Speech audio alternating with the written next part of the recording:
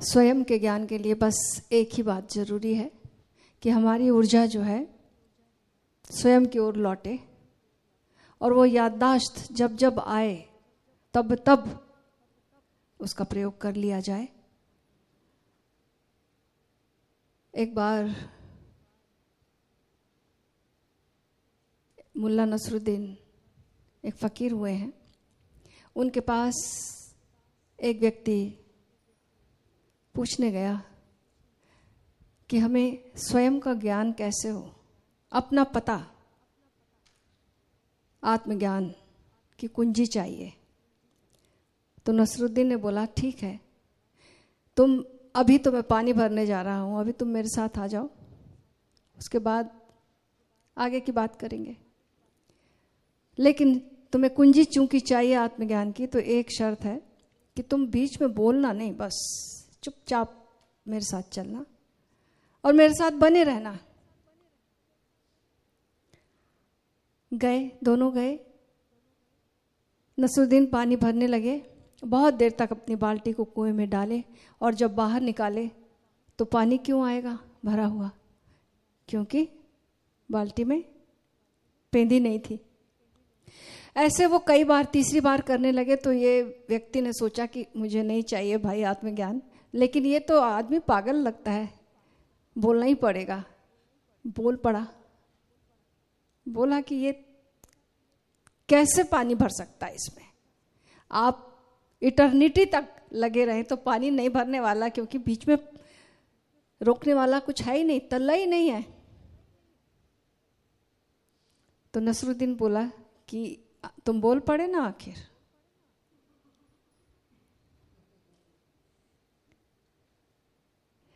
लेकिन तुम्हें बात समझ में आई ना कि पानी नहीं भर सकता अगर अंदर नीचे बॉटम नहीं है तो।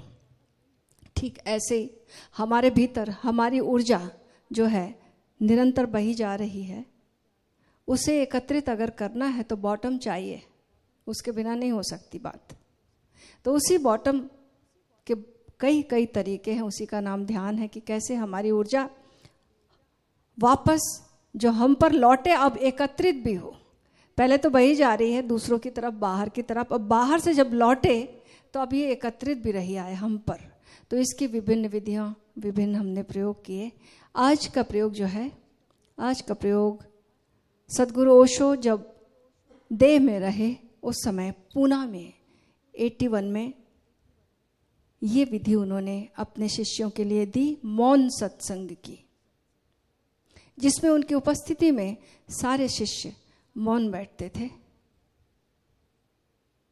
ये घटना गुरु जो शब्दों में कह सकता है, ओशो ने कहा जो मैंने शब्दों में कह सकता था वो कहा, अब जो मौन में ट्रांसफर किया जा सकता है उसके लिए ये मौन सत्संग, heart to heart communion, not communication. Communication तो शब्दों का होता है, कम्युनियन जो है एम्पैथी के तल पर, ऊपर की बात, कैसे वो सिंक्रोनिसिटी वाली बात कि ओशो की मौजूदगी में, गुरु की मौजूदगी में हम भी वैसे होने लगते हैं, हम भी शांत होने लगते हैं, हम भी मौन होने लगते हैं और हमें कुछ करना नहीं पड़ता। और जैसे जैसे हम मौन होते हैं हम अपने स्वयं के निकट पहुंचते जाते हैं।